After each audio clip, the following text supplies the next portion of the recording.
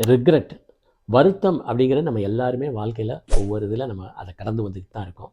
முக்கியமாக அது வந்து நம்ம செஞ்ச மிஸ்டேக்கை நினச்சி வருத்தப்படுறதில்ல.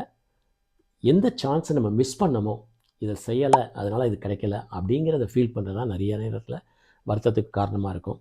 ஸோ அப்போ இந்த வருத்தத்துலேருந்து நம்ம வெளியே வரணும் அப்படின்னா 3 வழிகள் இருக்குது. ஃபஸ்ட்டு வந்து அதை அக்செப்ட் பண்ணிக்கோங்க. ஏன்னா அது வந்து பாஸ்ட்டில் நடந்துருச்சு, அதை போய் நம்ம இனிமேல் ரிவர்ஸ் பண்ண முடியாது. ஸோ அதனால் அதுவே நினச்சி வருத்தப்பட்டிருக்கிறதுல அர்த்தமே இல்லை. செகண்ட் திங், அந்த மாதிரி ஒரு சூழ்நிலை இன்னொருக்க ஃப்யூச்சரில் வந்தால் அதை நம்ம கரெக்டான சாய்ஸை சூஸ் பண்ணணும் அப்படிங்கிற ஒரு லெசனை லேர்ன் பண்ணிக்கோங்க. அப்போ அந்த லேர்னிங் கிரவுண்டாக அது மாறுது. மூன்றாவது வந்து அதை வந்து ஒரு பேகேஜாக மைண்டுக்குள்ளே வச்சுக்கிட்டு அதவே திங்க் பண்ணி அதை ஒரு சஃபரிங்காக மாற்றாமல் அதை தூக்கி எறிஞ்சிட்டு move forward. If you follow these 3 methods, so you'll always remove regret. This is Dream Big with Dr. J.